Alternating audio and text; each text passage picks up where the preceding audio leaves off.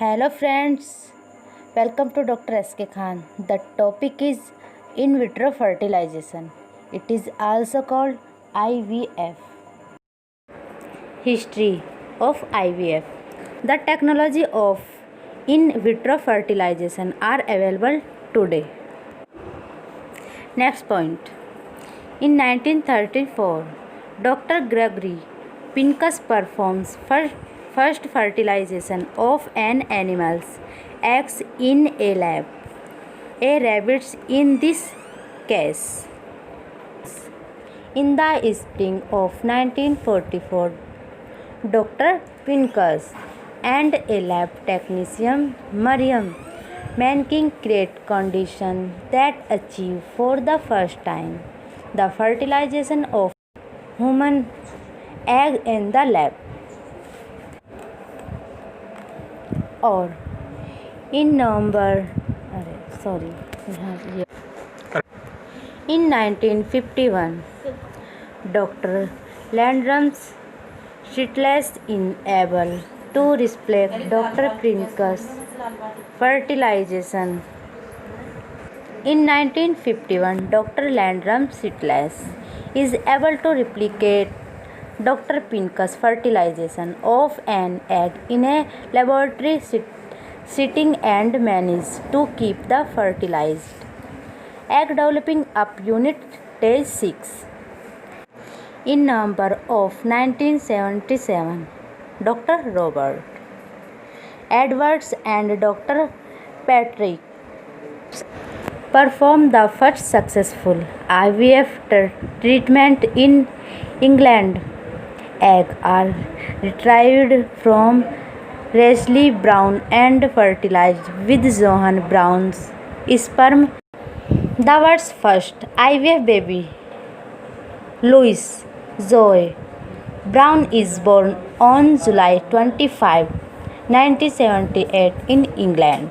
The world's second IVF baby and first baby, Alistair MacDonald, is born on January 4, 1978. Australian's first IVF baby, Condice. Australian first IVF baby, Candice Elizabeth Reid, inborn on June 23, 1980. Dr. Georgiana and Howard John performed the first successful IVF procedure in the United States of April 17, 1981. On December 28, 1981, America's first IVF baby, Elizabeth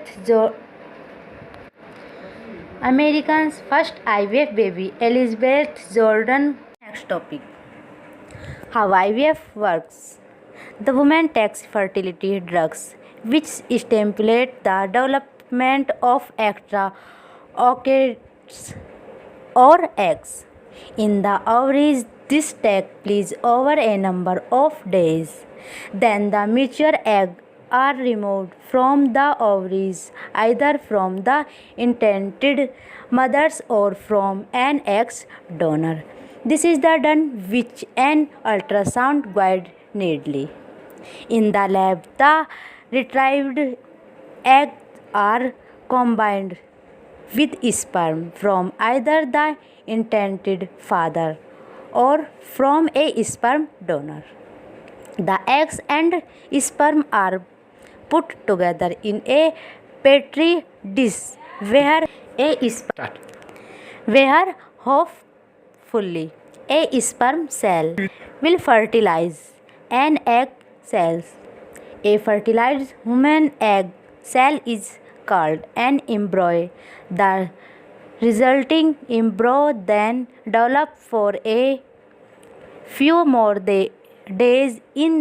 This is done under very carefully controlled conditions. Next, one or two of the healthiest embryos are transferred to the intended mothers or a surrogates. Alters any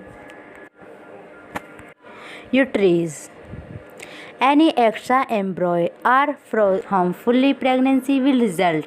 IVF success rate are good, but pregnancy is never a guarantee. Test tube baby. Test tube baby is a term sometimes used by the media to refer the children coincided with in vitro fertilization IVF. Despite the name test tube baby with in vitro fertilization IVF. Despite name test tube babies are not developed in the test tube. Test tube are not part of the modern IVF process at all.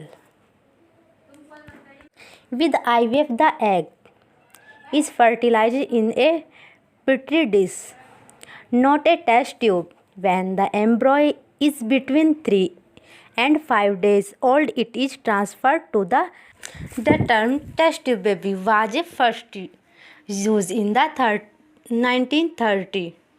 Then it was used to refer to first use in the 1930. Then it was used to refer to artificial insemination, not IVF. Artificial insemination is when especially washed sperm is directly transferred into a woman's uterus cervix. It is an in vivo fertilization in the baby and not in vitro in the lab like IVF. An early reference to the phrase test tube baby is found in a published in 1934 by Panurgi Press, written by Dr. Herman Rolder. The book Entity Test Tube Babies, a history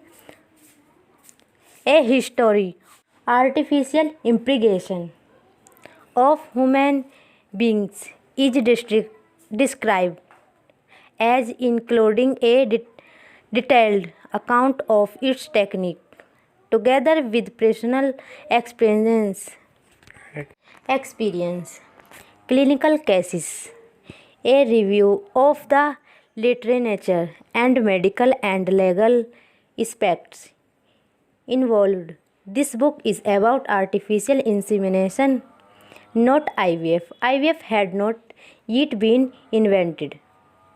When the first human egg was fertilized outside of the baby in 1944, then term test tube baby began to refer to IVF babies. Louis Joy Brown, the world's first IVF baby, is still frequently referred to as the world's first test tube baby. IVF research. In the meantime, in England, Dr. Robert Edwards was attempting in vitro fertilization with mice eggs. He was successful and wanted to do the same with human eggs. He tried for years but had no luck.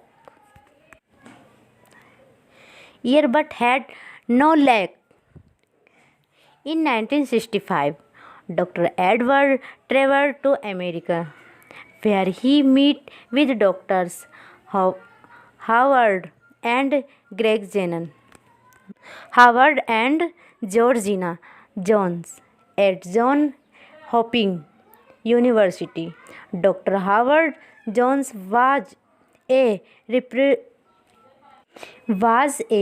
reproductive surgeon operating in fertility surgically.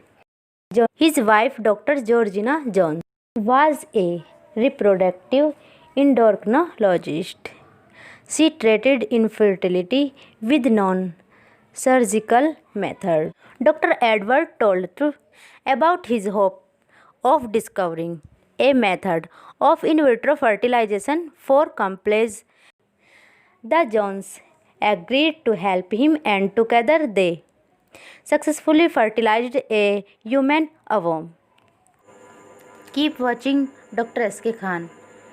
like, sharing and subscribe my channel.